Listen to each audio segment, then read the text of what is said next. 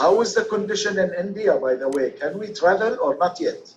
Yes, you can. Yes. Open when, as a Bahraini with vaccination, we have the 2 or the 3. Is there any condition entering India? Well, you have His Excellency the Ambassador right on the screen, so you can ask any questions you want. His Excellency is there to answer you for these issues. He's the best judge. Good afternoon, everyone. Good afternoon, Mr. Juma. Good afternoon, sir. Good afternoon, Your Excellency. Good afternoon, Mr. Sethi. Yeah, Mr. Balasubramaniam. Good afternoon, Your Excellency. Mr. Zainal, Mr. Badr. I understand Mr.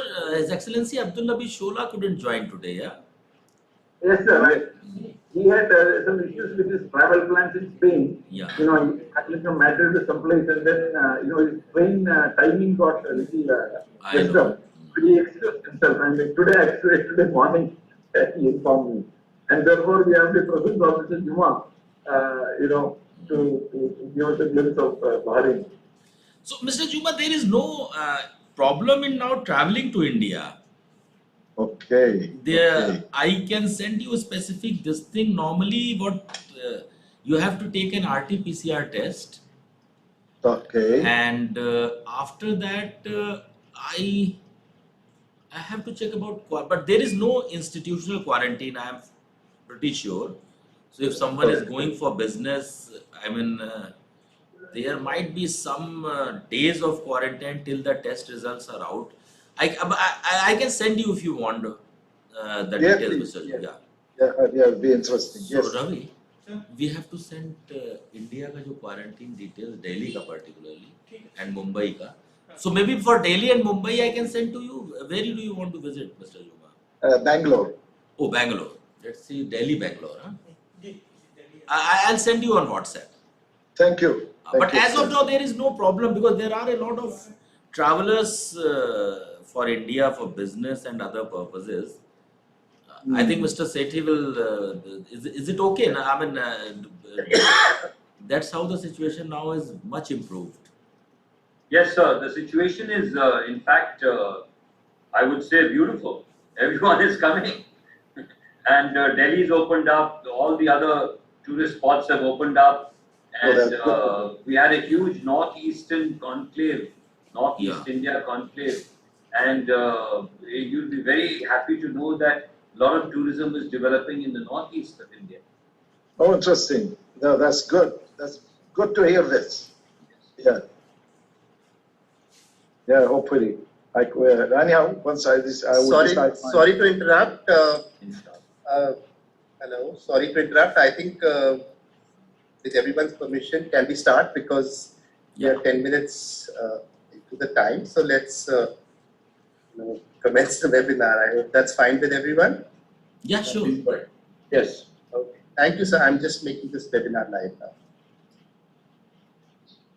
And I'll just take 2 minutes to put it on YouTube and then I'll start, just for everyone's information. Okay.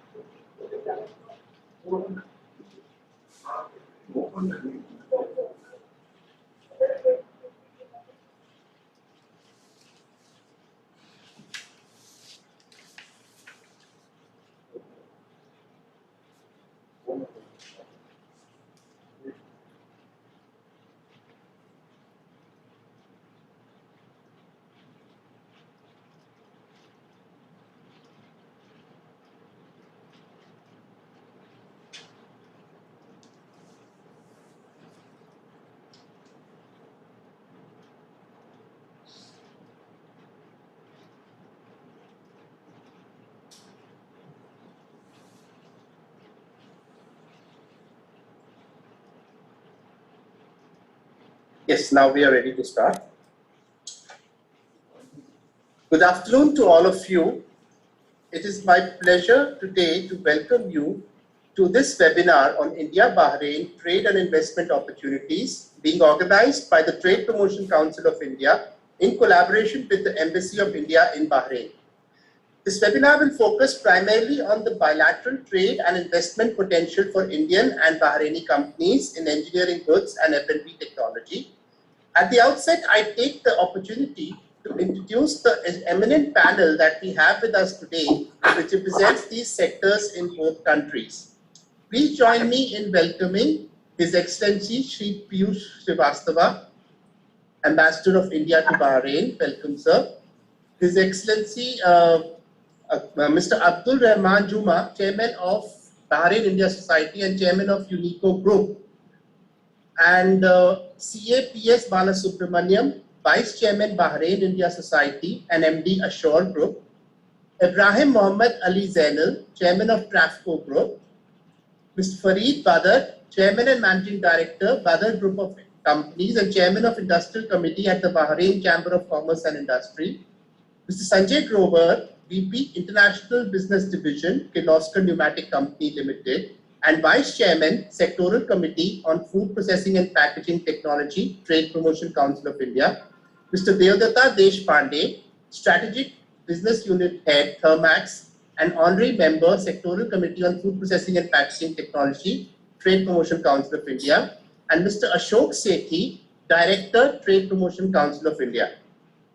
There is one update we would like to give here. His Excellency Mr. Abdul Nabi Al Sola, Founding Chairman of Bahrain India Society and Chairman of Al Fanar Investment, had confirmed to be a part of the panel, but expressed his inability to attend due to external circumstances. Mr. Abdul Rahman Juma has kindly agreed to participate as panelist in his stead. Now, India-Bahrain relations have been traditionally strong and cordial on the bedrock of positive political, economic, and cultural exchanges. They also have a high degree of convergence on global issues. Bahrain has over 1.2 million residents that also include around 350,000 Indians, which is a major factor fueling mutual understanding and people-to-people exchange. Bahrain's GDP at current prices was recorded at US $33.9 billion in 2020, according to the IMF. After a contraction of 5.4% in 2020, the economy is projected to grow by 3.3% this year. While the Bahraini economy has traditionally also been oil dependent, it is becoming more diversified over time and offering a lot of opportunities in sectors like financial services, technology, manufacturing, logistics, tourism, real estate, healthcare, and education. In fact, the economy prides itself in the fact that around 80% of its GDP came from non-oil activities in 2018, and this is expected to grow in future. I mean, the degree of diversification.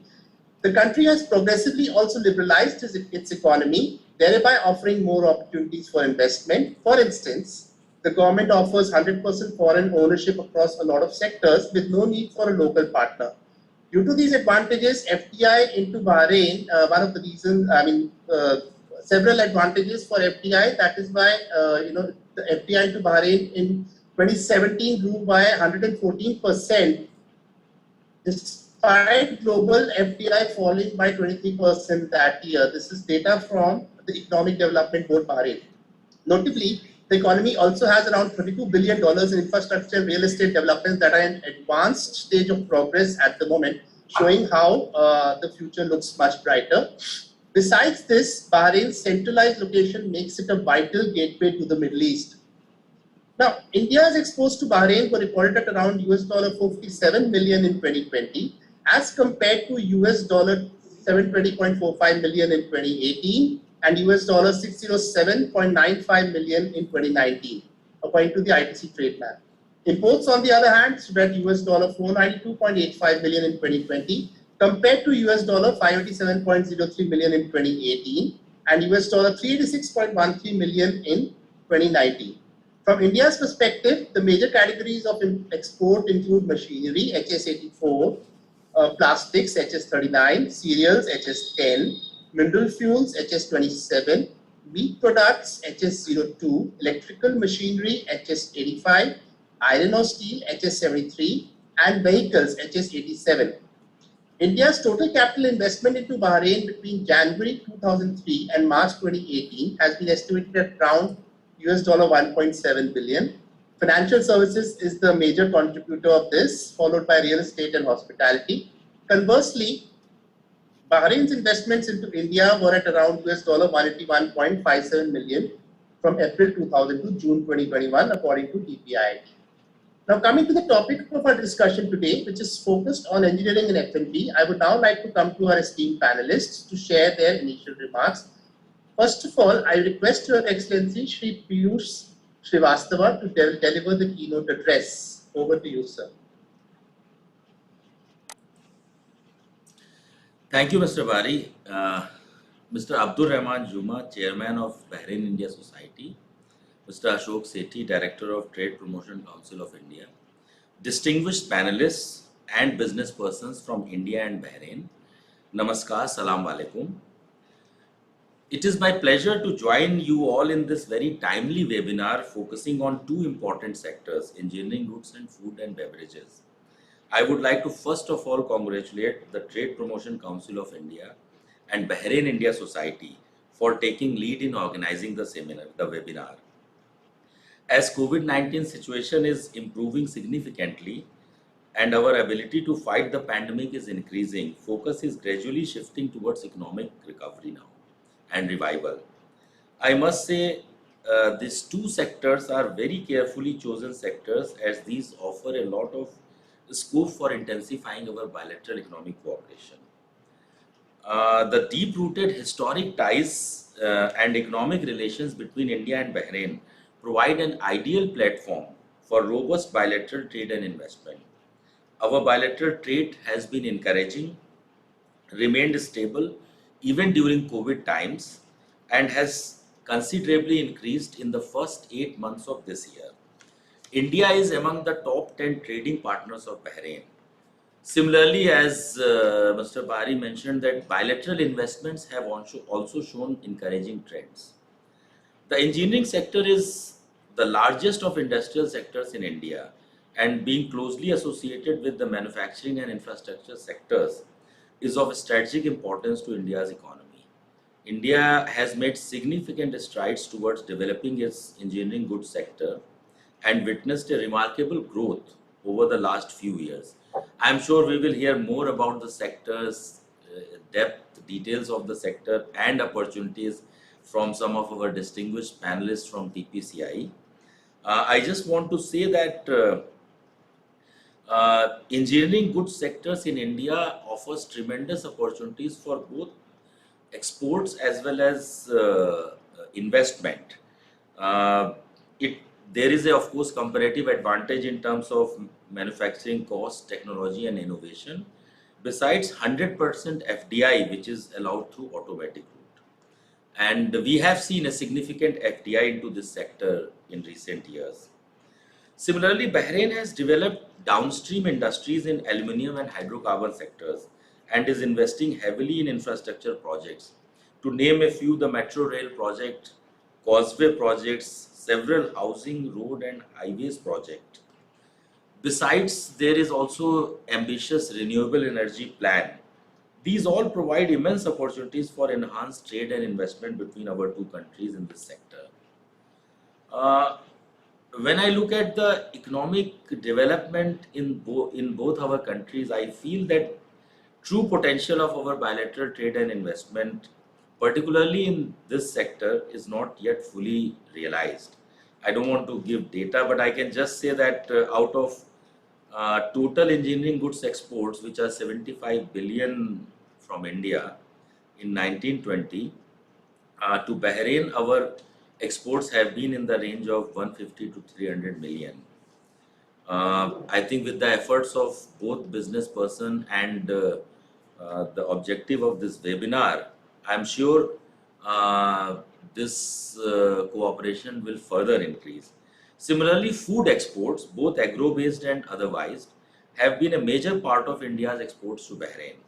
Trade figures for 2020 show that out of the 10 top products being exported to Bahrain, 4 belong to food category.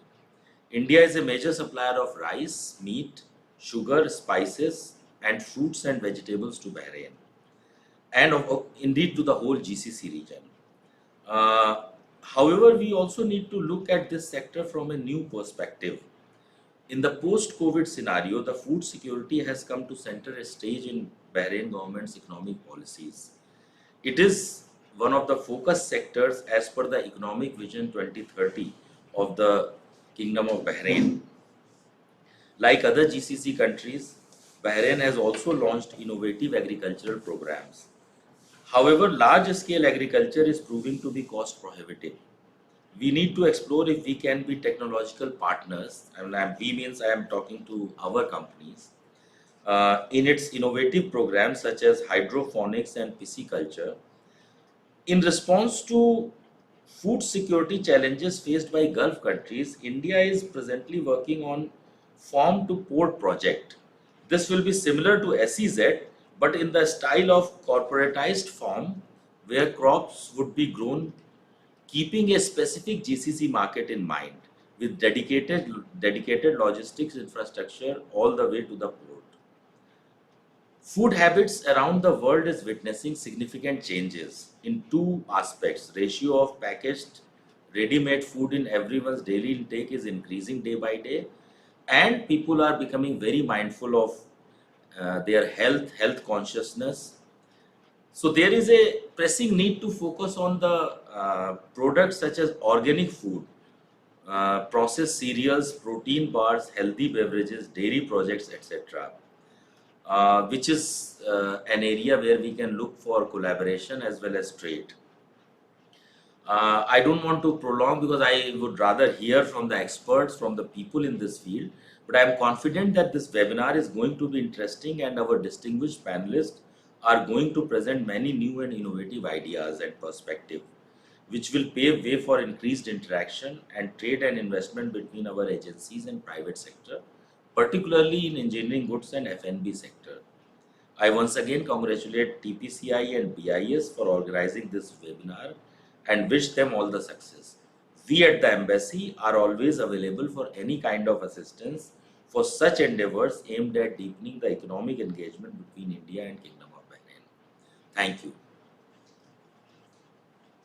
Thank you so much, Your Excellency, for your encouraging remarks and also the invaluable support of the embassy in organizing this webinar. Obviously, couldn't have imagined it happening without your support.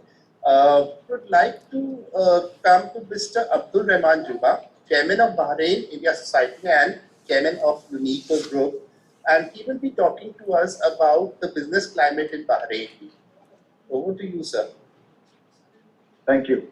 Assalamu alaikum. Good afternoon, everyone. A warm welcome and thanks to His Excellency Mr. Piyush Srivanasa, the Indian Ambassador to Bahrain, Mr. Ravi Kumar Jain, Second Secretary, Commerce Education and Head of Chancery, Indian Embassy, Bahrain.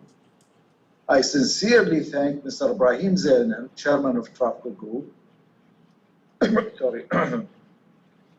Also, Mr. Farid Badr, Chairman, Managing Director of Badr Group of Companies and Chairman of Industrial Committee at Bahrain Chamber of Commerce. I thank Mr. Ashok Shetty, Director of Trade Promotion Council of India, and our moderator, Mr. Varant Bari, Deputy Director Media and Corporate Communication Trade Promotion Council of India. I would like to thank you, Mr. Sanjay, Governor, Vice President, International Business Division, Chris Carr Pneumatic Company Limited, and Vice Chairman's Second Committee, Food Processing and Packaging Technology, for joining us. Also, I would like to thank Mr. Despansi, Strategic Business Unit, Thermax, and Honorable Member, Secretary Committee of Food Processing and Packaging Technology for joining this webinar. Now, brief about Bahrain India Society. We were formed in 2008, composed of both Bahraini and Indian businessmen, to promote closer ties and develop the friendship between peoples of Bahrain and India. Our membership consists of businessmen, professionals, doctors, media, lawyers, educationers, ex-ministers, and other professionals. The main objectives of BIS are promote cooperation in economic, culture, sports, and scientific fields, create awareness of Bahrain's strategic location, benefits of friendly business laws, business opportunities available in India, increase bilateral trade and business increase bilateral trade and business opportunity between the two countries, information sharing, B2B introduction, organizing events and conferences by bringing eminent speakers and VIP guests. We look forward to achieve closer cooperation with TPCI to establish and promote Indian companies to have a JV partnership and manufacturing in Bahrain and vice versa. There is no need to say that the proximity of Bahrain to and the area and the Gulf and proximity to Saudi Arabia and to benefit with the American trade, that would be the best benefit to any JV in the area. I wish you all a fruitful webinar. Thank you. Thank you so much, sir. I will now move on to P.S. Balasubramaniam, Vice Chairman, Bahrain India Society and MD Assure Group, who will further elaborate on the activities and how Bahrain India Society aims to enhance business cooperation between the two countries.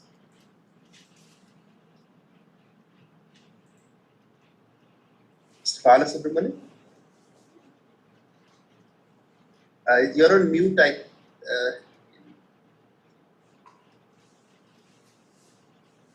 Yeah, a very good afternoon to everybody.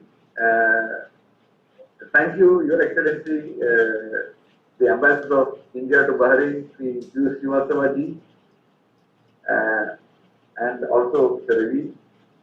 And sincere thanks to Mr. Ibrahim Zainal, a doyen in the FMCG business in Bahrain.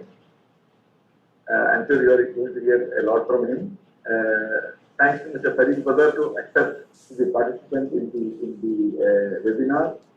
He brings a lot of wealth of experience, and plus in addition, he is also the chairman of the industrial committee at the Bahrain Chamber of Commerce and Businessmen, and he is a businessman in his own right.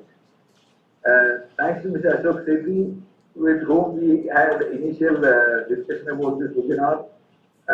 So thank you for starting this relationship. Mr. Sanjay Grover and Mr. Deodarta Deshpande, I'm sure we are going to hear a lot from you about what opportunities exist. It is very, the idea that we are being joined by businessmen and investors from Bahrain who would like to hear, what is there that could potentially be of interest to, a possible joint venture between Indian companies and also, the Bahraini to invest back home in India. As mentioned, earlier, Mr. Alsola, our founding chairman, could not join because of his travel commitment. And thanks to Mr. Duma for being here. Mr. Duma has already given you a brief about what Bahrain India Society is composed of. And it's a representative of all professions. We have lawyers, doctors, chartered accountants, businessmen, industrialists, and the entire gamut of businessmen are members of the society.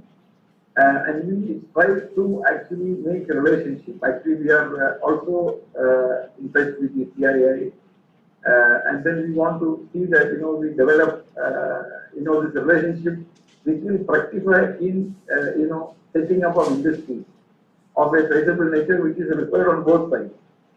Now, one thing that I would like to highlight, apart from the business-friendly climate that is there, is the FTA, the free trade agreement between Bahrain and USA. Because especially now, because of the anti-dumping policy against China and the favorable climate of FTA with Bahrain, there is a lot of synergy that could potentially be utilized by Indian companies.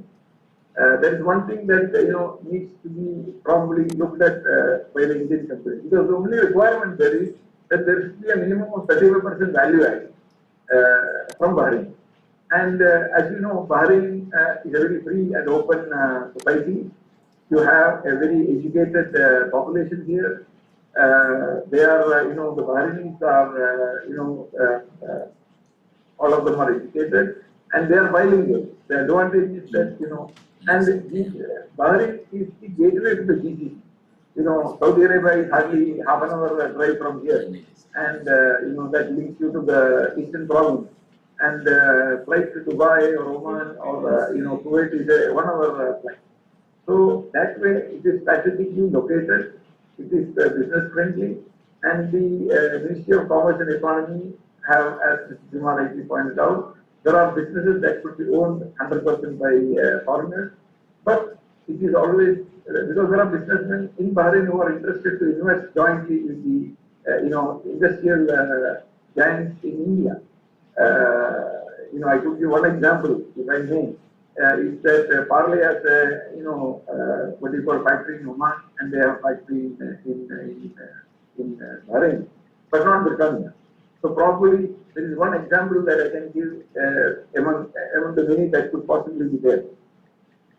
So basically, the idea of this Bahrain India Society is to promote economic relations, create awareness of the strategic location of Bahrain, increase bilateral trade and business opportunities, information sharing, B2B introductions, and we bring speakers.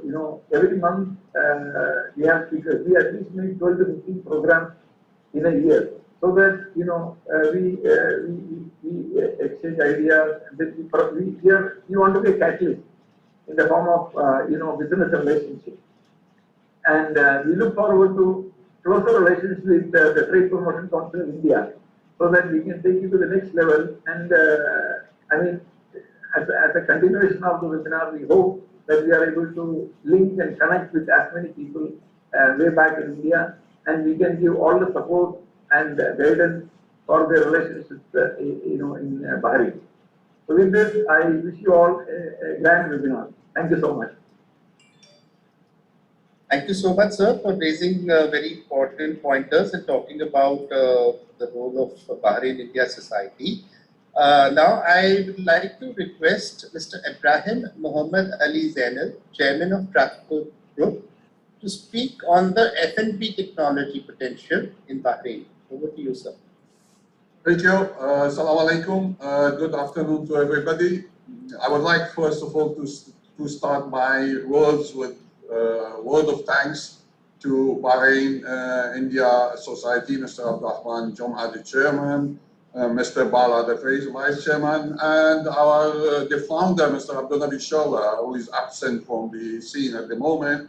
But thank you all for inviting me. And I should also put a word of thanks to Trade Promotion of India, Mr. Ashok and Mr. Bari, our host here. Thank you very much. And of course, the presence of and blessing of His Excellency the Ambassador of Bahrain, Mr. Sevastava, certainly gives this meeting the official seal and support. Thank you all for the invitation. Relations between the Kingdom of Bahrain and the Republic of India dates back to over 200 years in history, and even before. In fact, pre and post-independence of both Bahrain and India, Bahrain was the major point of trade between India, the Gulf, Iraq, and Iran. Yes, Bahrain was and it still is a small island, but its geographical location and the fact that it was a base for the British political agent in the Gulf who used to report to Bombay, representative of British Crown, gave it a greater importance and a better social and business environment comparing to our neighbors. With organized customs regulations and good facilities at the port, well ahead of other cities in the Gulf and an open social community. A lot of Indian traders took Bahrain as a base. And today we have still families that are living here since over 100 years, and some of them have become Bahrainis even. Bahrain has been a center of pearl trade, as you know, and Bahraini pearl was very well known within the rich families in India for its quality, and most of the trading families in the pearl have offices in India, used to have offices in India, and particularly on Muhammad Ali Road in Bombay. So a lot of pearl merchants were located in India. We go now back to the traditional export of India to Bahrain has always been food. Food is a necessity, and as you know, Bahrain and most of the Gulf countries depend for over 80 to 85% of their food needs by importing from outside, as there is this area lacks proper agriculture for reasons known to everybody. It's the climate, it's the soil, it's the non-availability of water. All these reasons have made that agriculture has not developed in this part of the world in a big way. Agriculture contribution to GDP is nominal in Bahrain, nominal. Bahrain GDP has shown a healthy growth in the last 20 years from $9 billion in 2001 to approximately 3.54 billion in 2021. 34 billion, sorry, from 9 billion to 34 billion in 2021 at an average annual growth of 7.5%. In the recent years, food security has been a major policy adopted by governments in the Gulf and particularly in Bahrain. India, for its proximity, can be a major food supplier to the area. Today, like many years before, Bahrain imports its major food commodities from India, being it rice, sugar, spices, tea, pulses, meat, fruits and vegetables, and other processed foods. However, type of food demand has changed, and a lot of manufactured, processed, and repacked foods items are done locally in the Gulf. And this is where I personally see prospects for more collaboration between Indian investors and their counterparts in Bahrain. India can supply many food ingredients that can be imported in bulk and processed and manufactured here for marketing not only in Bahrain, but throughout the Gulf and worldwide. Bahrain, with its 25-kilometer causeway connected to Saudi Arabia, can be an ideal location for establishing such joint ventures. With the global hike in the transportation and freight costs in the last couple of years, the local production can be cost-saving and easier to move in the area. Bahrain is an ideal location for food manufacturing, and that's a reason why such large companies like the US Mondelez, Kraft Cheese, Tang Drinks, and Oreo biscuits producers, and the Swedish dairy giant Arla, cooked cheese and dairy, among others, have moved base to Bahrain to serve all the Middle East, and so as far as Africa and Far East. In fact, goods produced in Bahrain can move free of any customs duty to all Gulf countries, all Arab countries, USA and Singapore because of free duty bilateral agreements. This by itself is sufficient to attract Indian investors to come and take base here. I believe this has been the attraction that made a subsidiary company of an Indian biscuit manufacturer. I think Mr. Bala mentioned Parle, and that said, to start building a factory and produce biscuits in Bahrain.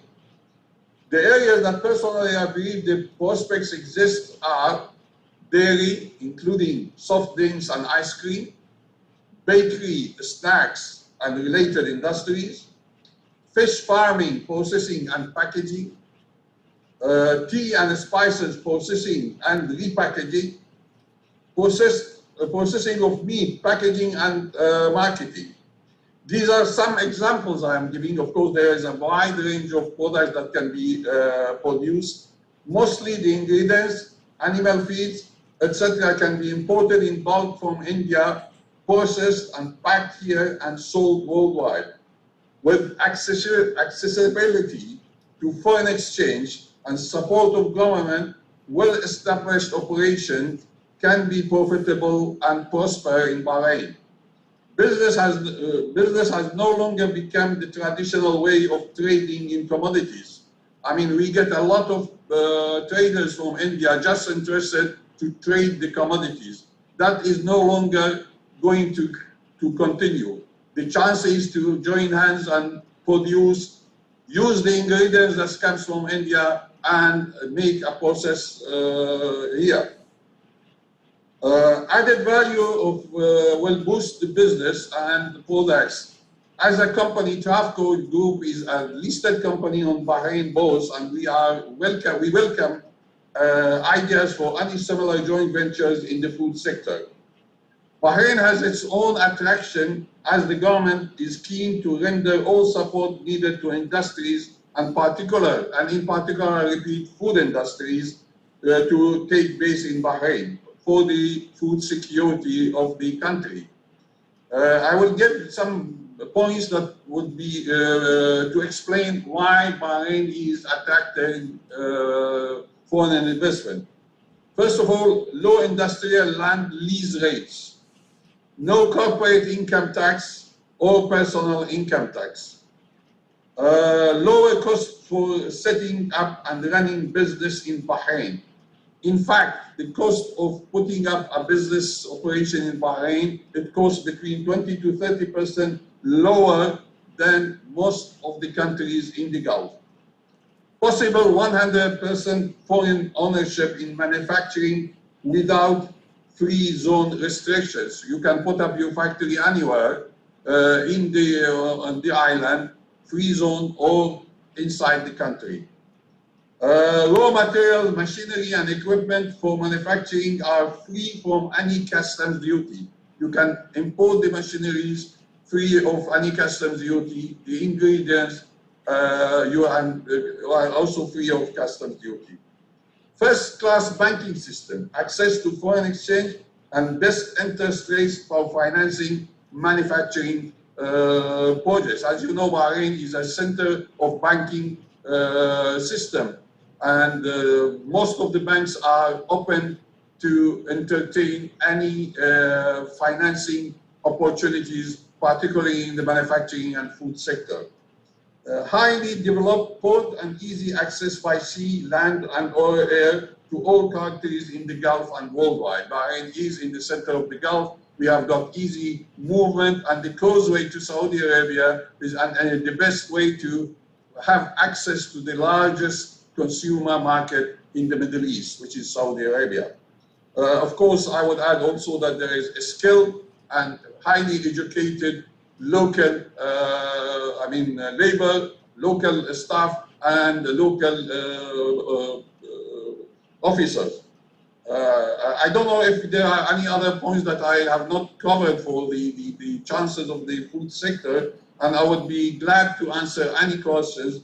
My apologies if I have taken longer time than what was allocated to me, and hope that the information provided is useful. Thank you all, and wish all the success to all the participants. Thank you. Thank you, sir. Absolutely, we are really thankful to you for all that information. It does give us a very holistic picture on what opportunities are there. I will now request Mr. Fareed Badr, Chairman and Managing Director, Badr Group of Companies, and Chairman of Industrial Committee at the Bahrain Chamber of Commerce and Industry, to speak on the opportunities in the engineering sector. Over to you, sir. Can I share my screen? Yes, you can.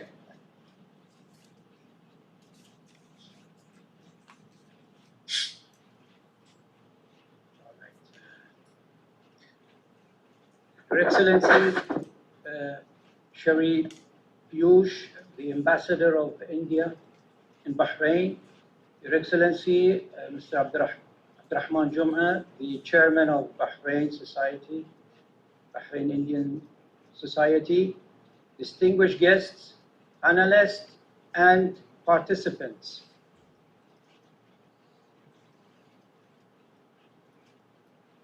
What I'm going to cover today is the history of my generation, plus who we are, and then getting into the Indian-Bahrain trade history. Some of the panelists, they discussed this briefly, but I will give some figures.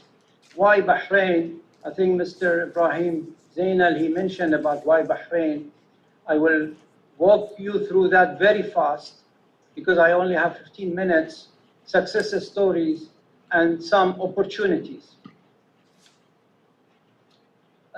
Just a disclaimer, I am here representing Badr Group of Company. I'm talking from that, I'm wearing that hat.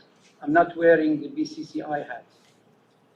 So who we are, as you can see, I am the third generation. My grandfather was a trader, a merchant. In 1935, he used to import food goods from Iran and India. I think Mr. Ibrahim, he touched point on that. Because of the British Empire, were controlling this area and everything was controlled, India, Iran, and Bahrain. Bahrain was a hub for the trade. They used to do barter trade. And this is, and then in 1965, my father, he took over and he started his own company as a contractor because of the booming in construction happened, and my father was a contractor. I came in after graduation from Swansea University as a civil engineer, and I created my own company. And hopefully my son will take over and I can retire by 2025. Let me show you who we are. So we are focusing on 6 sectors. We are into 6 sectors. And this 5 decades of achievement did not happen overnight. It happened with hard work and partnership. You see, I am an example of a great partnership between Bahrainis and Indians. If you can notice, most of my companies are joint ventures with Indian partners. And when I was thinking about the success, I came to this conclusion is that the only solution is to partner with somebody with technology, knowledge, and we have here resources available. I think, okay, although the government is encouraging, saying the foreign investors, FDI, can come to Bahrain with 100%, but I don't encourage that. I really encourage joint ventures is the best model to succeed. So as you can see, my manufacturing is downstream from the oil sector. We manufacture waterproofing and we started locally. Then we export to 25 countries. The environment business is a, you know, the COVID showed us what really are challenges we are facing. The next challenge would be the environment, actually. Global warming is a big challenge to everyone. The next thing will be the government and the industry will pay penalty for emission of CO2 to the atmosphere and causing the global warming. So we need to be responsible and we need to think positively and worry about the environment and start thinking how we can improve the emission to the air. The next one is green product, which is it's an installation. I mean, energy conservation is very important. You know, the tariff, electricity tariff is going up. So we need to think about how we can conserve energy. So we are into that business with joint ventures with Indian partners. Dura System Middle East is a joint venture between Indian, Canadian, and Bahrainis. So that's another model, which is an interesting model, whereby Indians come up with knowledge, Canadian comes with manufacturing, and Bahraini comes with facilities and resources. Pioneer is recently I acquired a business in Bahrain, which was in the plastic sector. It was Indian also, so that was an opportunity. Phoenix is a real estate business. I will not talk about it much.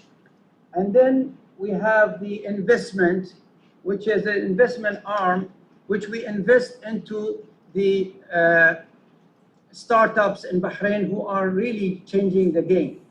You all know that now the startups and entrepreneurs are playing a major role in the innovation. So as you have touched point on the relationship, but the relationship actually goes back to 5,000 years. The history goes back 5,000 years ago, tracing the origin to the period of Delmon civilization. Asian Bahraini traders believed to have carried out trade of Bahrain pearls with Indian spices from India. And there was a visit by External Affairs Minister to Bahrain in July 15, 2018. Agreements were signed in terms of the visits, the exemption of short stay visas for Indians, plus two very important agreement MOUs on renewable energy, which is a big topic these days, plus the MOU on cooperation in the field of healthcare. Healthcare is another topic to be touch point, to be think about joint ventures. These are some figures. I think you touch point on the trade, bilateral trade between India. You've seen it as $1 billion.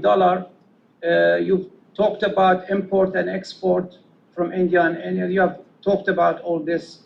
I will not say anything. Why Bahrain? Okay, for any investor, they would like to know 5 important points to invest. Is government really supportive? Is the institution supportive? So we have a government responsiveness to change, very flexible, a supportive institution, regulatory authorities, VAT policies. Now this is a very important for investor. They want to know about VAT for export, although local VAT is 5%. And then it's going to go to 10% next year. For export, it's not very important. There is 0 custom duty on raw materials and plant machinery. You don't pay any duty. Freedom of investment, 0 corporate tax, 100 repatriation of capital and profit, no restriction. Accessibility, which is important, duty-free access to GCC, and I will talk about the FTAs, and operational freedom. As you can see, Bahrain FTA flourishing. We have not only with US, many people don't know that we have agreements, free trade agreement with several countries. We have, of course, you know, GCC and US. We have also with European countries and also with Singapore. Bahrain offers the lowest.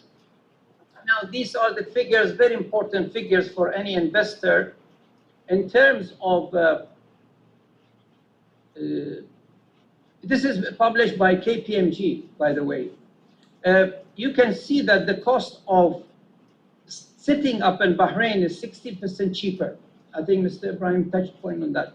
So you can see company formation, how much is $399, whereas UAE is 5,576. Land rental, 13,200, and UAE 55,000. Factory construction, you can see 545, whereby 655 in UAE. Office rental 112, whereby UAE 409. You can see here also 33% lower in labor cost in Bahrain, according to the KPMG. Cost of the manpower plus the lower cost of living in Bahrain.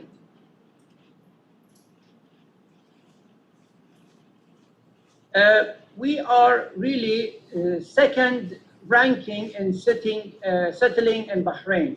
We rank the second. Overall ranking is 7th. Family life is 17th. Cost of living is 29th ranking. So we are on the top of very friendly,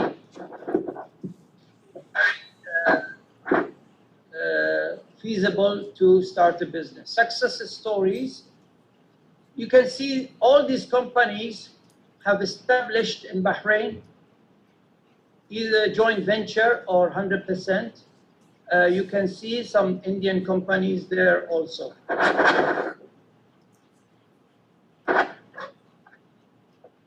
Kimco is an Indian company, as you can see, very successfully manufacturing bottles and exporting and to the major companies, Coca-Cola, Pepsi-Cola, and all these things. Notable successes in the manufacturing, you have these companies with the capital, for instance, Yokogawa.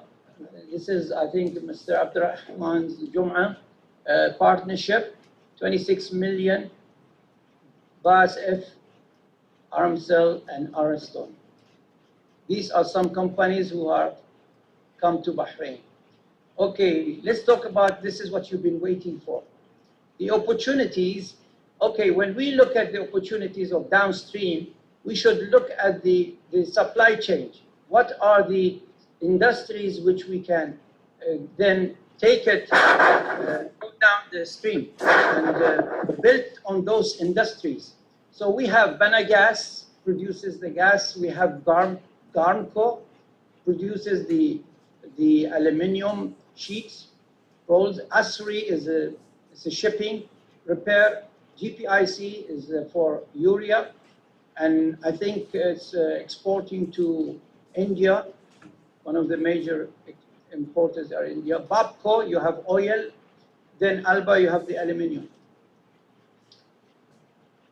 So top investment opportunities in Bahrain downstream aluminium. We really focus on this because we have Alba here, and we can really focus on downstream. I'll explain later what are the downstream tier 1, tier 2. Another thing I would like to touch point of the waste management.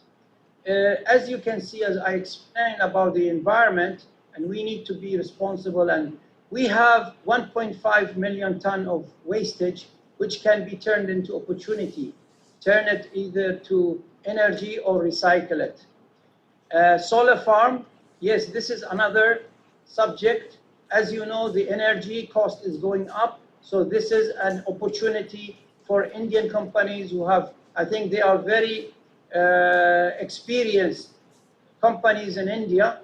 They are into the solar panels, solar farms, and this is, I am really interested, to be honest. I'm working on this to create a fund and bring partners together, bring businessmen together, create a company with joint venture with India to manage this. So let's look at the aluminium. So we have the primary aluminiums. We have a billet, we have slabs, we have ingots, and then we go to the tier 1. We have the sheet coil, extrusion, profile rods, and casting. The third two is where we need help. We need help in the downstream, in containers, making pots, and we can make, car bodies is another thing. If electric car is going to be one of the manufacturing in Saudi Arabia, maybe then it's good to joint venture Saudi, Bahraini, Indians to cater for this business. Now, very interestingly, I wanted to touch point of this is very important report carried out by JAFCON and Ministry of Commerce during His Excellency Hassan Fakhro. You know, it's astonishing. We import 615 million annually spare parts and parts of different valves and things which can be produced in Bahrain and create 2,000 jobs in Bahrain, and this has been shelved. So the study was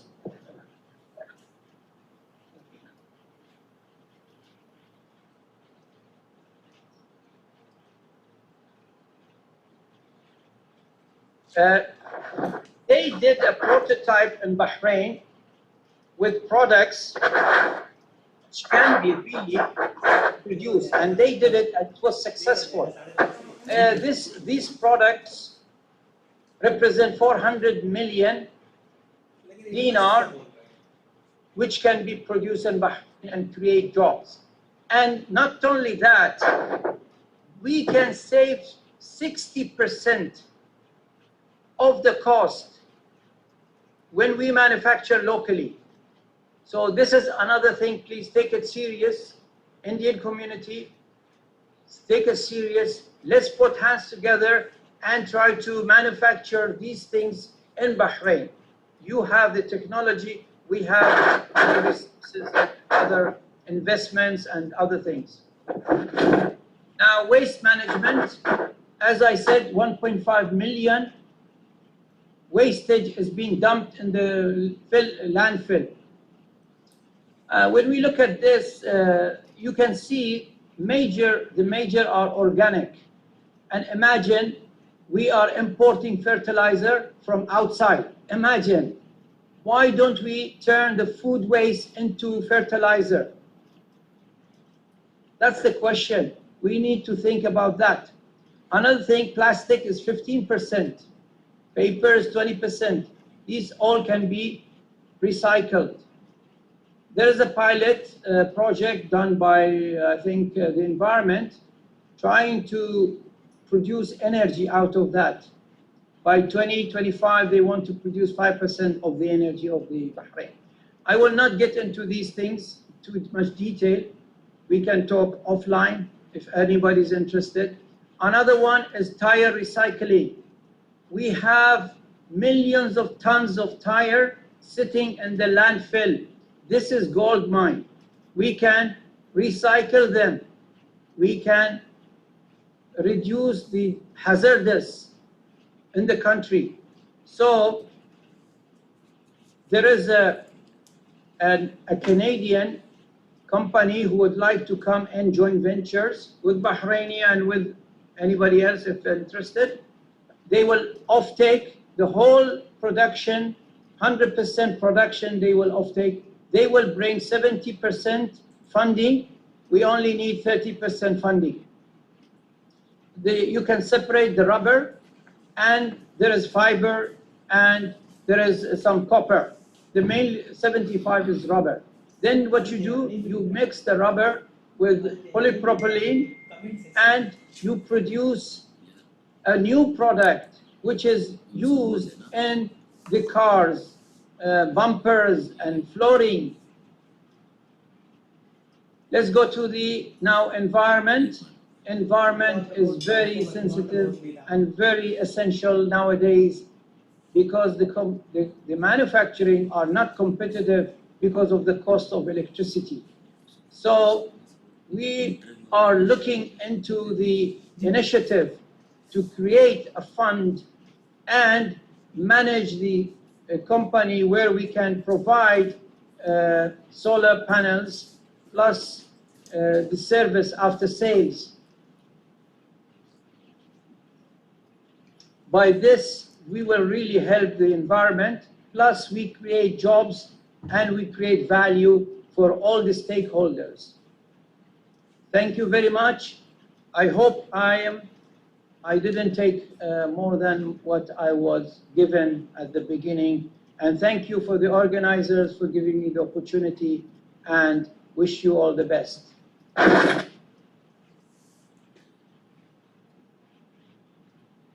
Right, thank you so much, sir, for that very comprehensive presentation, which cuts across a lot of manufacturing sectors where we can explore potential. Now, I request Mr. Sanjay Grover, VP International Business Division, Kirloskar Pneumatic Company Limited, and Vice Chairman, Sectoral Committee on Food Processing and Packaging Technology, Trade Promotion Council of India, to speak on the Indian scenario in F&B tech and what kind of opportunities are they looking at in Bahrain. Right, Mr. Grover, over to you, sir. Yeah. Excellency, my esteemed panelists, distinguished guests, good afternoon to you all on Bahrain side and good evening to all in Indian side. Thank you very much, first of all, at the outset, TPCI for conducting this very apt program, because as Excellency mentioned in the beginning, food is a product which we have to talk whether it's a pandemic or no pandemic, and it's a thing which we have to be always looking at from industry perspective, from a human perspective, or a living perspective, and how technology can help and improvise every day, every moment. So let's come to the point as the topic given to me is this. I would like to break my talk into three sections, or the three areas. One piece would be, where do we stand today as India in terms of the food technology? What are the strengths we have? So where do we position India as country with respect to food technology industry? My second section would be touching upon the business relationship between India and Bahrain in terms of the food industry sector. Where do we stand today? And third, of course, is going to be the future potential for trade investments, how we can collaborate and make sure that, how do we grow together with respect to food technology. To begin with, my first topic or the first point would be, where do we have food technology industry in India today? So look at the position of India today. If you look at the food technology industry in India, now this is one of the most promising and growing industry we all are looking at. We estimate that in the next 4 to 5 years, India would be touching around 50 billion of business, $50 billion for this food technology industry. That's what we are estimating. So there's a huge potential lying over here, and there is a huge opportunity lying in India for this particular sector. Now, what actually drives this? If you look at the element, what is making us so promising and so lucrative, in the sense, the first element which we also heard from the panelists, that the landscape. Look at the landscape of the food requirement. What is happening in India? What has happened today is that people are having a different lifestyles. There is a big shift towards the value-added food products, and also there is a growing demand for a processing of the basic products, like we talk about processing of fruits or the vegetables or the grains. So if you look at the entire landscape of the food habits, there has been a shift in the last maybe a decade or so, which has actually resulted into the development and the innovation of the industry itself. So it means that when we talk about this new requirement in the market in India, the industry which is actually catering to the standard requirements, it has gone to the next phase of development. That means, for example, we talk about the processing in machinery, or we talk about the industry which is into that packaging.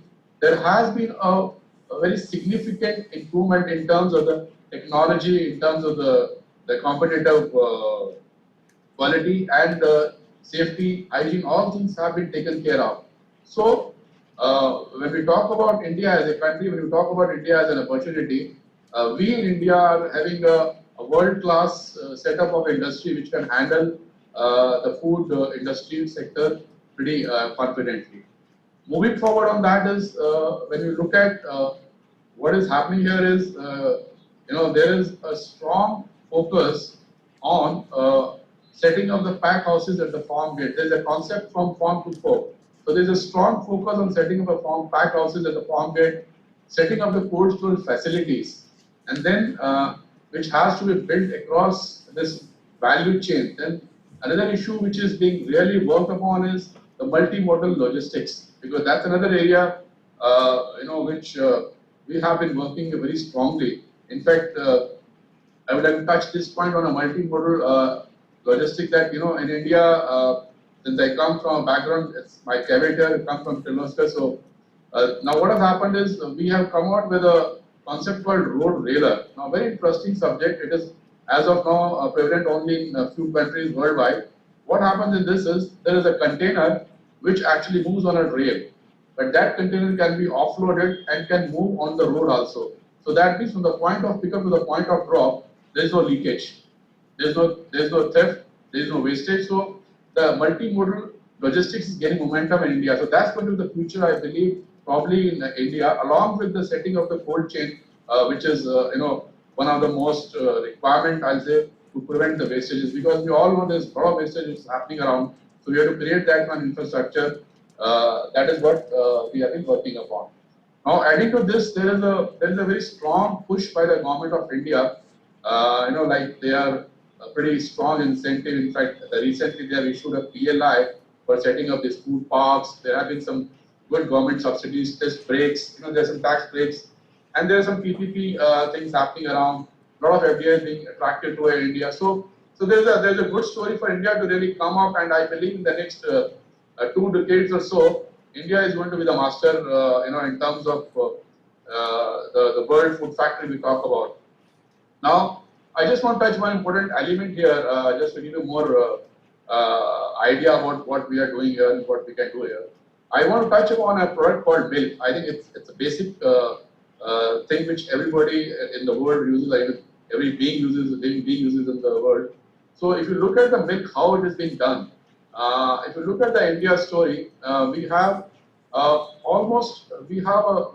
very strong, very robust system of cooperative movement here. Now here we have close to around 18 million kg of milk is being handled per day. Now you can imagine the quantity. You can imagine the kind of the volume it is being handled by the country over here. So there is a very strong national milk grid which operates between the 700 towns and around 650 or 700 dairy plants across the country. So that means there has to be a sort of a very robust system in place in which we talk about from a produce to the end product. There has to be a very efficient way of handling it. So like dairy has been one of the most success stories for India. I just heard about from Mr. Badar also, dairy has been, or in fact Mr.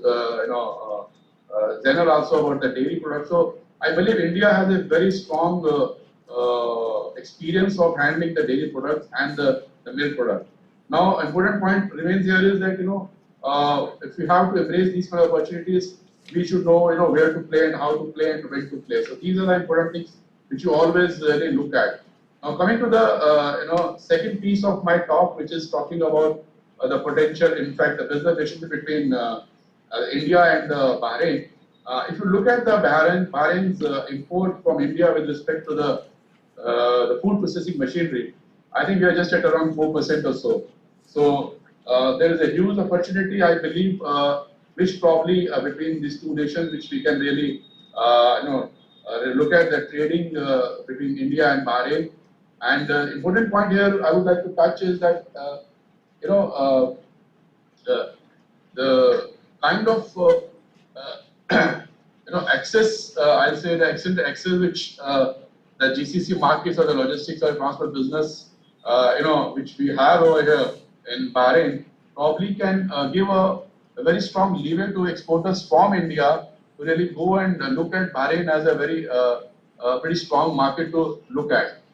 And coming to the third piece of my talk, when we talk about the future potential between India and Bahrain, here I would like to talk on two important parts of it. One is that, if you really look at what actually Bahrain can look at, if you look at Singapore model, we all know that Singapore is a gateway to and from Asia. Similarly, as we all also know that Bahrain is a gateway from to and from India to GCC, and of course you can go to the western part of the Europe and western part of the world also. So there is a similarity, I believe, personally, that what Singapore is today, because I think Bahrain can adopt the same, look at the same way how they can grow, because what has happened is if you look at the economy, like Bahrain also enjoys a free economy, they are dynamic, there is an innovation going on, and very business friendly economy in Bahrain, which is similar to what actually Singapore has been doing. And why FDI can come to Bahrain is very similar to what Singapore is, because of its strategic location, because of the workforce you have, because of the advanced infrastructure you have, because of the zero tolerance against corruption. That's also one of the key factors. And of course, very friendly people in Bahrain. So that makes it more attractive as a destination for Indian exporters to really look at that market to set up their own business houses there. And the third important part is, even if you look at the economy, again, there is a very strong financial and banking sector in Bahrain, which is established as compared to Singapore. So, and also the oil refining, which is there. So my take on this would be that Bahrain has the potential really to look at, value adding the things from the various parts of the world they import, and then supplying to the GCC and other parts of the world. So Bahrain can also look at, other suggestion I have is, can also look at actually creating a food security corridor with the friendly countries. Because Bahrain, we all know that imports most of the food items. So they can have a, sort of a relationship with the required business friendly countries for the produce they want to bring it to their country, and then do a value addition packet and send it to the GCC or other places of the world. So they can always look at creating a food security corridor for that matter. So basically what I'm trying to mean is that we all know that traditionally, India and Bahrain have been extremely good friends, and they have been enjoying a strong relationship. So we can take this relationship to a next level of our business bonding. So that's all I can look at it. But before I close it, I think what I would mention here is that with respect to the food technology, food tech industry, there has been a lot of export from India. We have been supplying a lot of machinery, whether it's a vacuum pumps or a centrifuges or a dryers or a packing machines or air conditioning machine, the crushers, the mechanical domestic appliances. So all these equipments have been actually developed in India. They have been the world-class product lines, which can be actually looked at Bahrain market for export to the GCC and further. So with this, I wish you all the best. I believe we still have a very long way to go, but a big opportunity between India and Bahrain to really look at. Thank you very much. Thank you so much, sir, for giving us that presentation. I now request Mr. Devdatta Deshpande, Strategic Business Unit Head Thermax and Honorary Member, Sectoral Committee on Food Processing and Packaging Technology, TPCI, to speak on the engineering opportunity between India and Bahrain.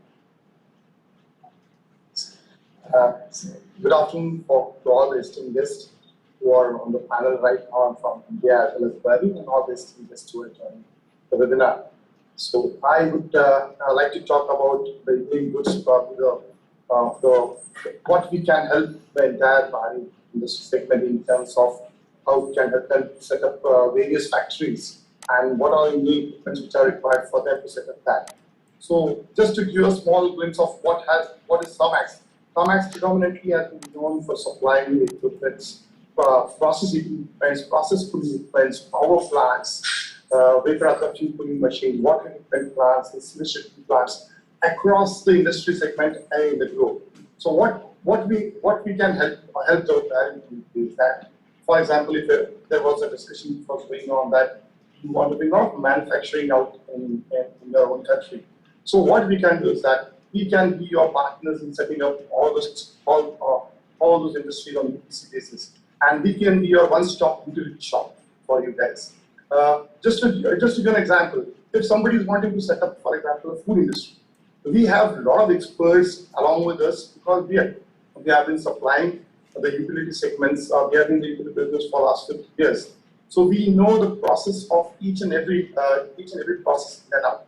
What we can do is that we can help you not only just to supply the utilities, but also help you to pick up the right processes, right equipment with the right people, and can help you to set up the entire manufacturing over there, which will be right from processing units, the utilities required for that, completely on a EPC basis, wherein from there itself, you can take it forward and you can operate and maintain from there. Okay. We have equipment. For example, I saw something in aluminum. If you decide tomorrow to do some backward integration of aluminum, we would be more than happy to help you to supply utilities like boilers, utilities like power plant, because you will require a lot of steam for bauxite, which comes with a lot of silicon integrated to that. So you can use steam for refining the silicon, for cleaning the silicon into aluminum, and then set up your own aluminum industry, which can be your backward integration for doing the end products of aluminum.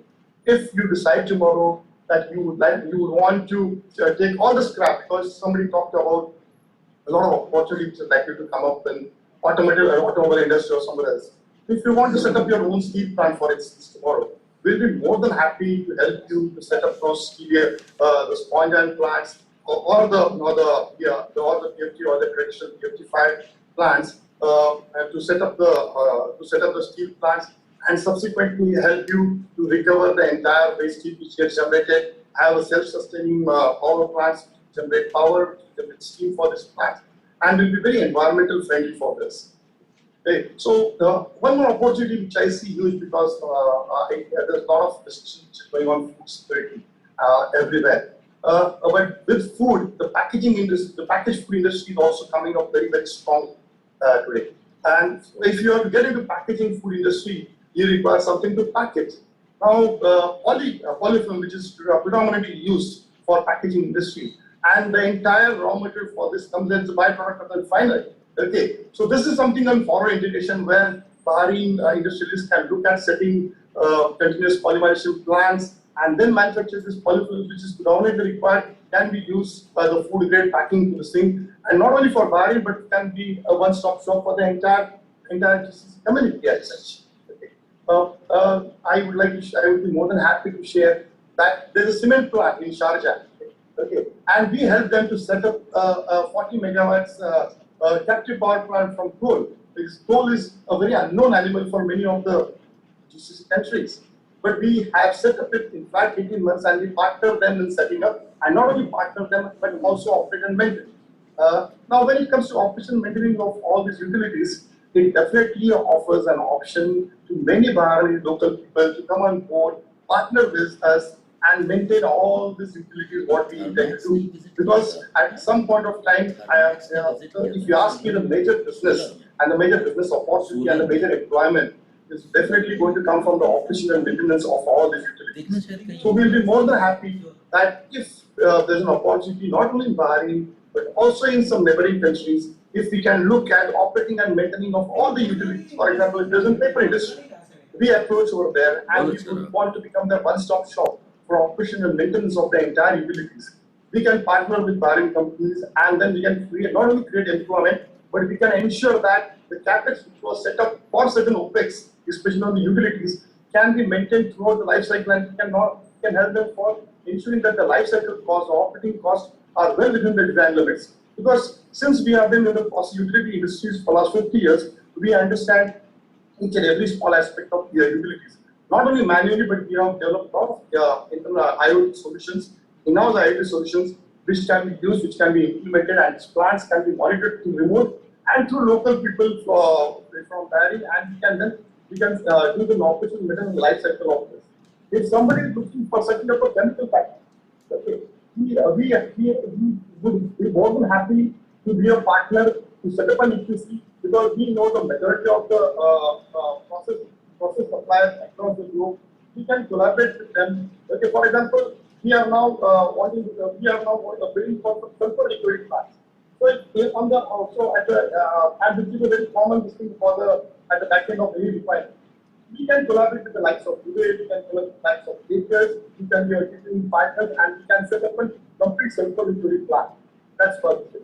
So overall, if you ask me, there's a 100% excellent opportunity which offers for us to work with the local people, not only in supplying the utilities, but we can always have a pick and mix of what can be manufactured in India and what can be manufactured to this Bahrain. And at the same time, when we are going to measure the life cycle of these utilities, how we can encash on the local people. Okay. One more segment which I see not only in Bahrain but across GCC. Today, the municipal waste or the waste which gets generated out of every house is going to become is a pain for each and every country. What to do about it? So we have collaborated with Stanford, Germany, to set up power plants using this municipal solid waste. So and we have seen most of the cities would have 250 tons of waste. So we can set up small 5 to 6 megawatt power plants which are operated on this in this waste, localized for not only Bahrain but many cities across GCC. And we will be more than happy once again that there is almost 3,000 to 3,500 tons of accessories which needs to be fabricated. It would be more than easy for us that if we have some partner in Bahrain to help us out, we can support them with all the engineering supervision, and they can be the people who can manufacture all those accessories locally over there, and be our erection and commissioning partners, so that both the countries are into win-win, and that will help up the bilateral. So the point which I am wanting to drive is that I have taken a note that there's a big thing that the Bahrain industries definitely want. Not only they would be more than happy to do some sort of value addition within their own country, and which will not only help them to create jobs, but also to create some good top line and bottom line. And Thermax is a company which can offer, because we believe that we would like to take the local partners on board to make the product competitive and also to make the product more localized. For instance, when we went to migrate it to Southeast Asia, we are not sending each and every different manufacturer in India. We have our own manufacturing setup in Indonesia for catering Southeast Asia. Similarly, we have our own manufacturing setup for the European market. So we can definitely look at working along with the Bahrain industry and try and see what best we can do. For example, if somebody wants to set up water treatment plants and somebody has got the capability, I am sure there's a lot of capability making those vessels over there. You can please make the vessels over there. We can definitely collaborate with each other, and we can set up multiple water treatment plants by sending the core equipment from here, the chemicals from here, the resins from here, and we can then also not only set up this plant, but we can also do the operational maintenance of this plants for jointly over there. I also heard somebody looking at solar thermal. We would be very keen to sort up solar thermal plants.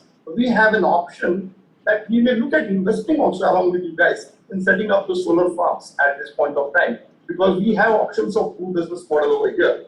And now we know that solar is going to be very, very lucrative over the years, because it is not only looked at generating energy, but that energy is likely to be used for creating hydrogen, which is the fuel which is most talked about today in terms of energy in the next 10 years. So we will be more than happy to set up the solar plants if somebody wants to go in the downstream of creating hydrogen. May not be today, but at least today it can be used as generating electricity. But over a period of time, the electricity can be then used for generating this green hydrogen, which is called for, which can be used as a green fuel. So there can be many areas of collaboration, which I strongly believe that both the countries can jointly discuss and probably bounce across to each other. And we at Thermax would be more than happy. We always believe that we would like to collaborate with the local people and make our solutions more localized. We want the local people to take these solutions forward to their own country people, because then there's a lot of emotions attached to that. And we also want their help to operate and maintain them, so that it helps and it gives both the countries a win-win situation. So I would like to end with that note from my side. Thank you, sir, for that insight and a very positive approach, definitely, to doing business. So Finally, I would like to now invite Mr. Ashok Sethi, Director, Trade Promotion Council of India, who will be representing the council as well as talking about the trade scenario and potential between India and Bahrain.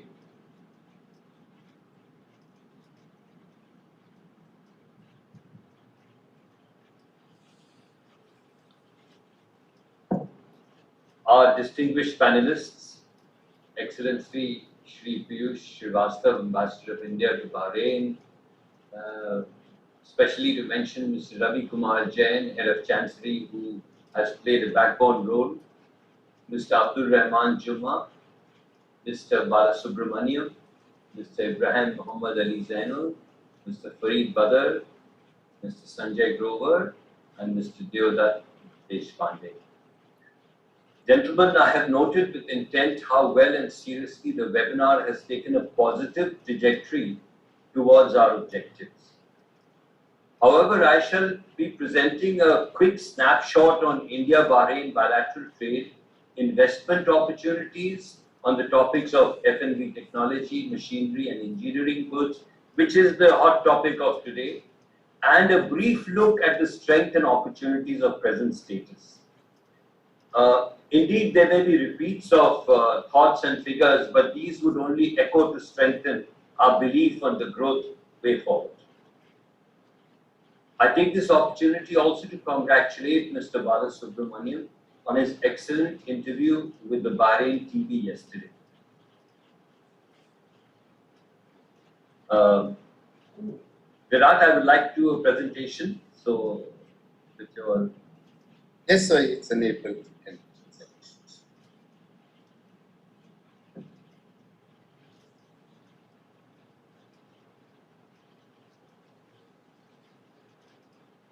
Gentlemen, a quick introduction about Trade Promotion Council of India, because we must know exactly where we are coming from, all of us. And as very kindly mentioned that the Bahrain India Society may be looking at an MOU with us, we are always willing to do these MOUs. As a Trade Promotion Council, this is one of our endeavors to partner wherever possible for the betterment. So we are an apex trade and investment promotion organization. We are notified in the Foreign Trade Policy Government of India. We are recognized and supported by Ministry of Commerce and Industries, Ministry of MSME, Ministry of External Affairs and several state governments.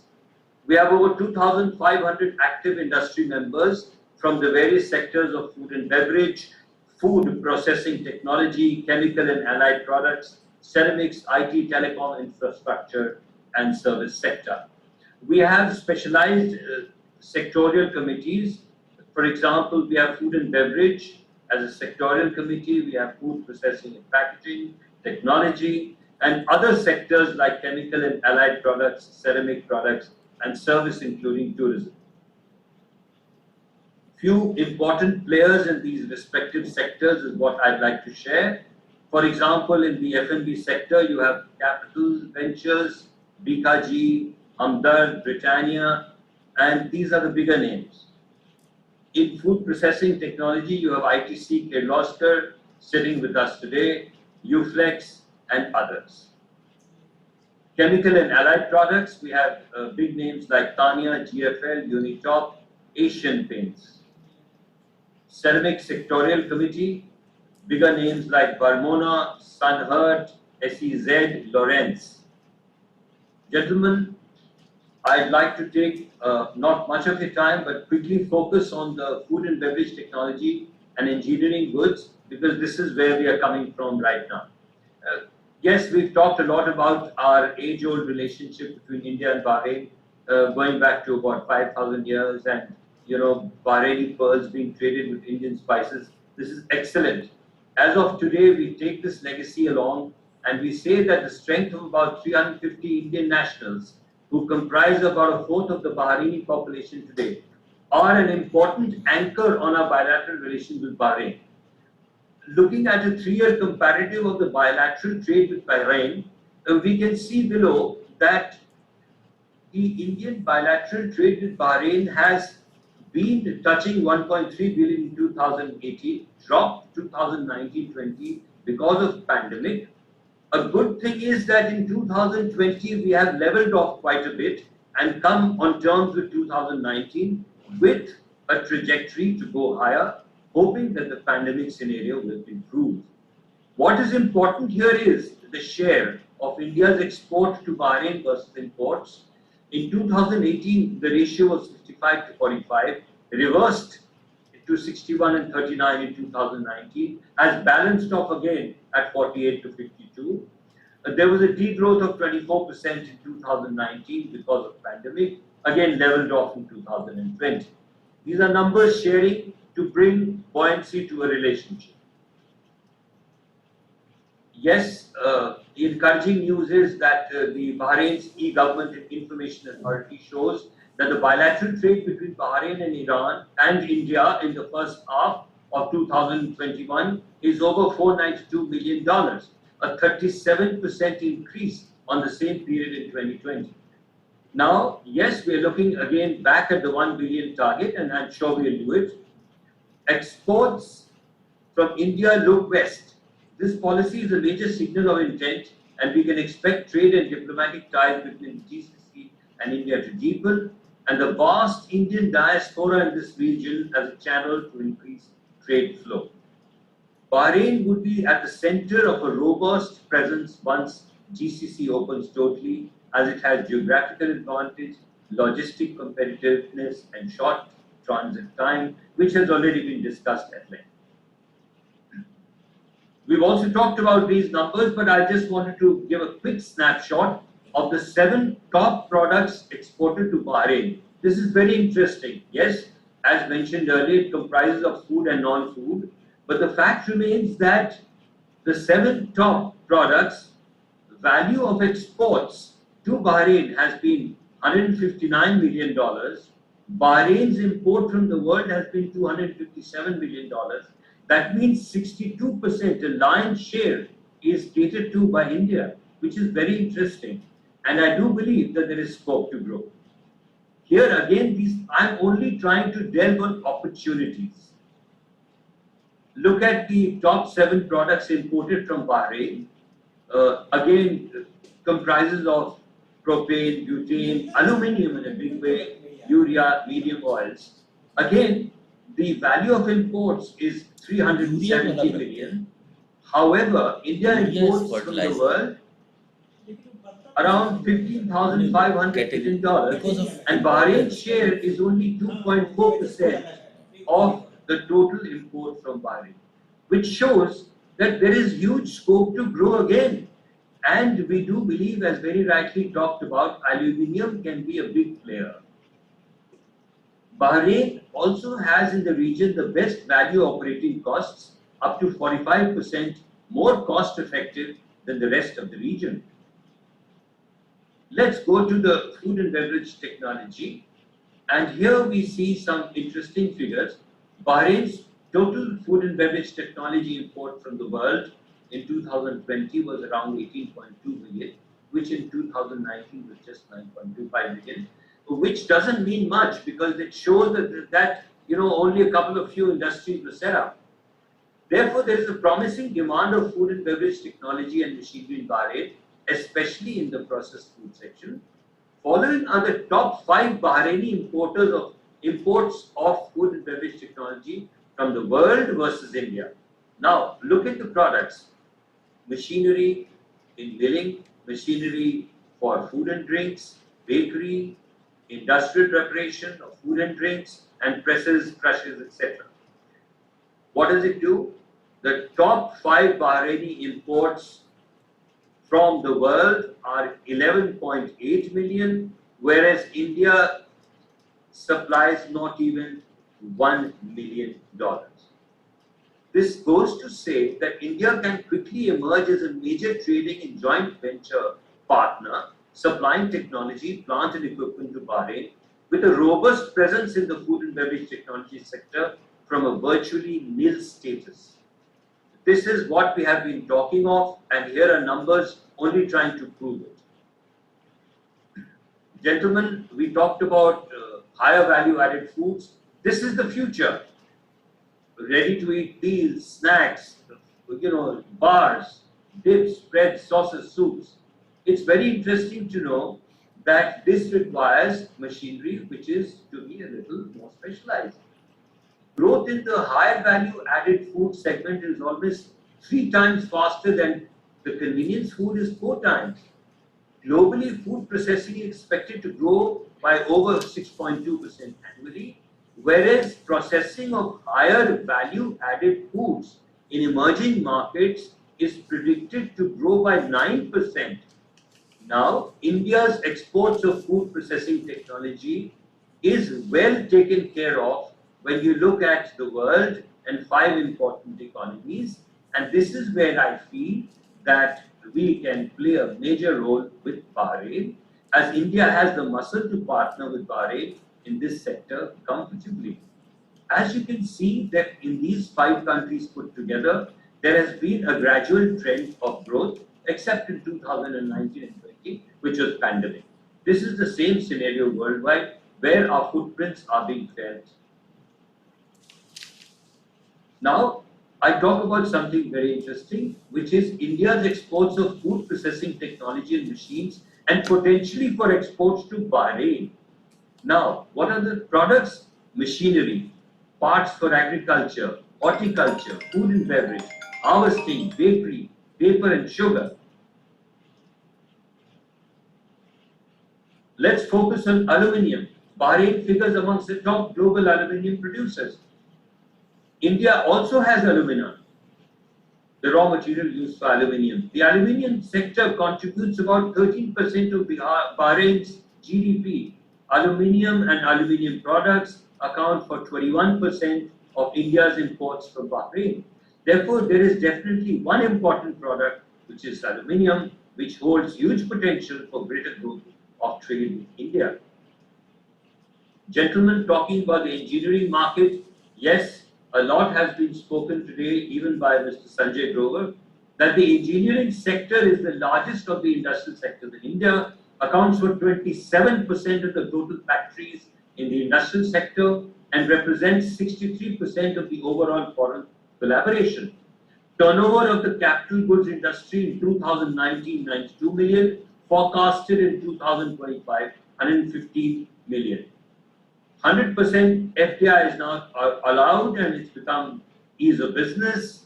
Therefore, international players are finding opportunities to enter the Indian engineering sector. This sector in India attracts immense interest from foreign players as it enjoys a comparative advantage in terms of manufacturing costs, technology and innovation. India's exports of engineering goods to Bahrain in 2020 estimated at 85.5 million combined oil and engineering products, while Bahrain's imports from the world on the same products is around $3,600 million. That means India's share is only 2.3%, again a great window of opportunity. Gentlemen, I would like to conclude here that having covered the scenario on a somewhat micro level, we find huge opportunities to build immediate common inroads into the core sector of food and beverage technology, equipment, products like aluminium, IT sector, engineering goods, EPC, which would only enhance the already existing robust food and beverage bilateral trade, for which Mr. Zainal has spoken a lot about, and very rightly so. Indeed, let's pray that the pandemic blows away soon as we see a silver lining in this dark cloud and we get back to serious business between two excellent, willing and friendly nations. Needless to say that TPCI would be ready to participate as best possible to achieve our common objectives. Thank you, sir. Thank you very much.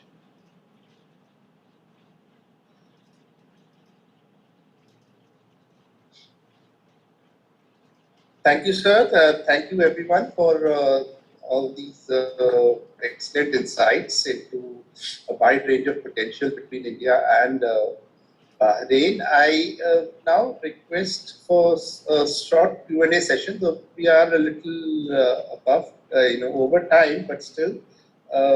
First of all, I would humbly request Your Excellency to tell us about your overall view about the session, and also talked about how the governments of both countries are now looking at the trade and investment potential in India and Bahrain, and what efforts are being taken at the moment for the benefit of our audience. Thank you, Mr. Bari. I think it was a very, very interesting presentation and very informative. I think at the outset, I must thank all the panelists who have given such a wonderful presentation. In fact, I would say I have been here for around a year and I am working very closely with both the governments, the industry associations to take forward our collaboration in various sectors. But some of the trade figures, investment possibilities are even it's a sort of a very learning session for me. So thank you so much with both our speakers from Bahrain, also from India. I must add 2-3 points here that I heard here that on MOU on renewable energy and healthcare. I must say that there is a huge scope, and there's good news is this both MOUs are operationalized. In fact, renewable energy, we recently had a virtual meeting between the two government ministries, and there is an interest on both sides to facilitate the private sectors for collaboration. So we are working on this, and I see, I think Thermax and other companies who are willing in this sector in Bahrain, because in Bahrain there is a huge opportunity and there is a huge government focus on the especially solar energy.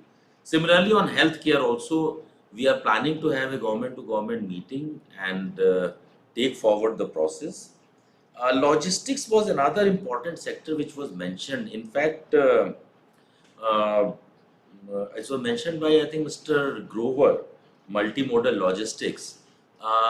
In my recent discussion with the Economic Development Board of Bahrain, I mean, the chairman mentioned that it is one of the priority sectors. Bahrain wants to collaborate in this sector. So I think this is certainly an area we must look into this. And I think, I don't know who was mentioning about the companies, the big companies. I think this Mr. Sethi was mentioning this, some of his in TPCI. I clearly saw two names which have investments in Bahrain. I can mention this Asian Paints and Parle. They too have already an investment in Bahrain. So overall, I would say an excellent session, which is not reflected in my words or anyone else's, but we can see the chat box. I mean, I was just looking at it during this presentation, and I see a lot of interest. Our endeavor would be to convert some of these discussions, opportunities between the companies into concrete projects and carry forward this trade and investment relations. Whatever we can do, please let us know. And I look forward to further collaboration and also such seminars and webinars which are very interesting and catalyst in this process. Thank you. Thank you so much, Your Excellency, for your continuous support to us. Mr. Ibrahim Zainal, I think you have a comment as well. You would like to say something? Thank you very much. I just want to end up with one. I hope it will not be misunderstood. When it comes to the relation between Bahrain and India, it has been there for centuries. But when it comes to the industry, I have not seen any joint venture or any investment from India into Bahrain by putting up a factory, except the one that we were just talking about, the biscuit factory. The potential is there. We are not talking only about trading. I'm afraid all the inquiries, even looking at the chats that I have seen, they would be talking about, I got the ingredients, I got raw materials. Bahrain is a center to develop food security and food business industries that create jobs for the people, for the locals, apart from just trading. So I hope to see maybe Your Excellency, the Ambassador or Mr. Shetty from the other side you organize a visit of very few industrialists in the food sector in India to come and visit the Gulf. You see, when we see American companies like Kraft, like European companies put up an industry and shipping, I see product made in Bahrain, in the food sector, sold in Africa, sold in India. Most of the industries that exist in Dubai, it was created by the individual Indians in Dubai, but not by the real multinational or huge industrialists of India. In the poultry, we are looking for poultry joint ventures. The raw material can come from India, the animal feed can come from India, and there are a lot of opportunities. In the fish farming, India is known to be having a fish farming, and this is a sea. Some of the industrialists in India should come to the Gulf. I'm not talking about just Bahrain. As a whole, into the Gulf, there is opportunity. So please ask your counterparts in India, don't look just for trading. The trading is done all the style now. Everybody can trade, but not everybody can establish an industry. Thank you very much. That's it. My line of business is only food. I am only concerned about food. But take it this way, that if you create an industry for the food, that will bring from you the machinery sectors that our two friends from India are trying to promote. It will bring packaging, it is all related industries that will develop. Thanks a lot, and thank you for inviting me to this. Thank you so much, sir. We take your inputs in the right spirit, definitely. And I am sure that the Indian industry will take this message positively.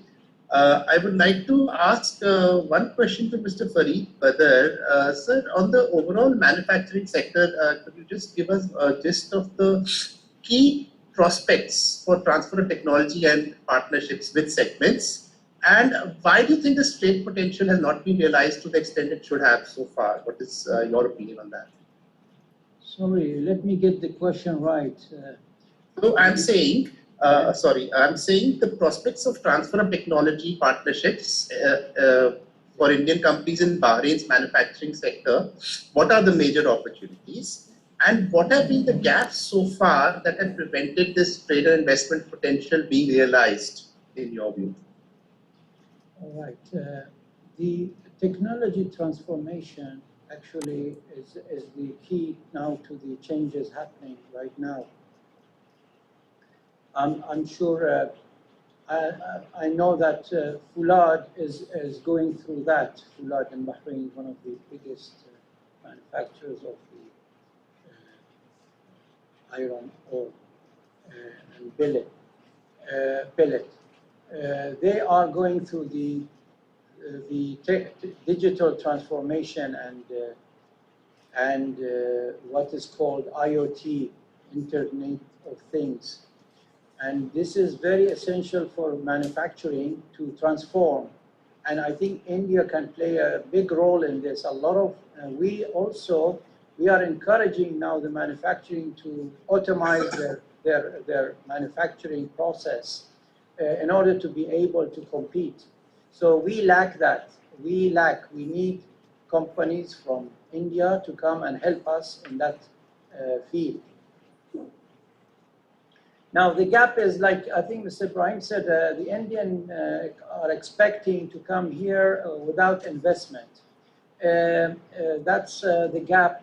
Okay, but in my case, in my personal experience, the Indian partners really brought money, invested money with me, and the proportionate is different, but I mean, they did really have the skin in the game, like they say, you know. They put money where their mouth was, and we also put money, and I think if it's a fair deal, it works. The intention is an important thing. When the intentions are good, all the parties are happy, there is a fair deal, so there is no element of greed. it is really happens, and the success will happen for all the partners.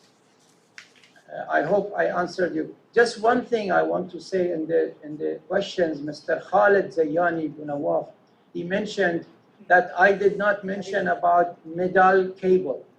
Actually, medal cable is the downstream of aluminium. It's the end product. So it's a great manufacturing facility in Bahrain, and it's exporting to all over the world. I didn't mention it. I don't know, I left it. It was in my presentation, I was talking about other industries and going down. So this is already exists. I was trying to say that those who do not exist and the opportunities we can take into that. One thing also regarding food sector, you mentioned about organic food. I think we need that one. We lack in Bahrain, we need partnership between Indians who are in organic food. I think Mr. Ibrahim also, he agrees with me that if they come here for organic food, and also creates other jobs like packages and things like this, which is very true. And don't look at Bahrain as a only place. From Bahrain you export to Saudi, the biggest market, neighboring market. So all these factors, when you put together, it does really make sense to put a facility in Bahrain. Thank you, sir. Thank you so much for addressing that question. Can I just add one thing in this? Yes, sir. Yes, Yeah, sir. just with Mr. Farid, I think just there is a proposal, maybe I can give a suggestion of having a meeting between BCCI and FICCI. You know, they are the MOU partners, since you also wear another hat of BCCI. So maybe we are trying to organize a sectoral meeting virtually, as Mr. Ibrahim Zainal is suggesting, perhaps say a month or two down the line, we could invite a delegation from FICCI. I mean, this is just a food for thought for the BCCI. So there we could have some very productive discussions in this area. Just if you can. Yes, I think, yes, you have the contact of the chairman of the BCCI. Yeah, and we are trying, but just since you are here, so I thought. I think on that level can be achieved. Yeah, we will be there. Thanks. Yeah. Right, Your Excellency. Coming to Mr. Sanjay Grover, sir, there are some sectors of interest which Bahrain had expressed. So, petrochemical downstream and waste management, how do you think Indian companies can help Bahrain? Can you give us a brief snapshot of that? Thank you, Mr. Marik. I think, if you look at the value chain of oil and gas segment, when we talk about it, if you look at that segment-wise, in the oil and gas segment, we have upstream, midstream, downstream, and distribution. So when we talk about specific questions on the downstream side, when we talk about the petrochemicals in Bahrain, we have a pretty strong, I'd say, engineering experience in any of the segment of the value chain of oil and gas. And what is happening in India, I'll just give you, before I go to my specific answer. If you look at India today, we are the 6th largest in the world with respect to the petrochemical sector, and probably 4th in the Asian market. And what has happened is India has almost around 21 refineries on the lower side, known as the refining side, the petrochemical side.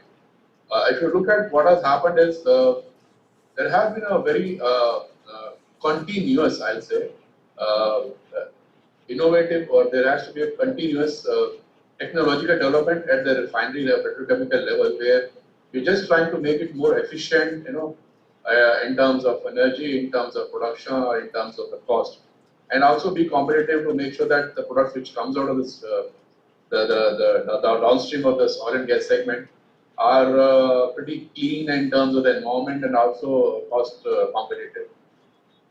And also, just to add on here, from Indian perspective, there has been a new initiative by the government of India where we, have a process called PCPIR, which means there is an initiative by the government where we want to implement petroleum, chemical, and petrochemical investment regions, in which the whole purpose is to make sure that all the PCPIRs operate as a cluster in cluster mode, and to reduce the overall capital expenditure. So basically, just to optimize the common infrastructure facilities, utilities and the pipelines and other treatment plants. So that's an area we have been working upon, and as Kirloskar also, we are very strongly placed in terms of providing engineering skills or the engineering packages for oil and gas segment, whether it could be the upstream or a midstream or a downstream or even a distribution. Today, when we talk about this CNG or the NGVs, we are the largest players, and these are all high-tech hazardous areas, and we need to be very critical engineering has to be done. So latest technology has to be in place. So I believe this petrochemical downstream issue will always have a scope of improvement, and we have the technology which can be really looked at with respect to Bahrain's improvement. Thank you, sir. Thank you so much. Mr. Devdatta Deshpande, similarly, I would request you to give your view on aluminium and steel downstream, another two sectors which have been highlighted in the presentation, and how Indian companies can play a role there. Yeah, when it comes to steel industry, which I so could be something which can be which can be of great interest to Bahrain. We have probably one of the second largest in the world in manufacturing of steel after China. So we can definitely help the entire. We can help them in setting up the entire steel factory right from concept to commissioning. So right from setting either the steel industry through the traditional British traditional blast furnace or the traditional DRI. So we can set up the steel industry from both the processes. In fact, something very good news for countries in Middle East and especially Bahrain is that since they have natural gas, the traditional DRI process, the direct reducing iron process, which used to use coking coal, is now getting substituted by using the syngas which gets produced. It's also called producer gas in some part of the world, where you split the natural gas into H2 and CO ratio. And H2 in CO is used as a reducing agent to remove all the impurities. So, and that will bring down the carbon emissions down substantially. So there is a very good opportunity for those countries to get into this sort of a steel manufacturing, and not only getting into steel manufacturing but also getting into environment-friendly steel manufacturing because of the low natural gas price over there. Coming to aluminium, yes, I think so. As we have seen in major presentations, Bahrain and also the neighboring countries do have a lot of finished products. We also can help them if we can get bauxite. We can help them in refining so that they don't have to then depend on the refined or the raw material. They can take alumina, they can use the refined alumina locally over there and then convert that into bullets, so that then it becomes more easy for them that they have a complete end-to-end product wherein they can start setting up. They are not dependent on anything else in terms of getting the raw material for doing the finished aluminium. So there's a huge potential where the Indian companies can definitely help them in both these areas. Right. Thank you so much, Mr. Deshpande. We have reached the end of this session, but there's just one request from Ambassador Dr. Dafar Al-Umran, who's previous senior official in the Ministry of Foreign Affairs, Bahrain. He just wanted to say something before the panel closes, so I'm just letting him speak. Just a second.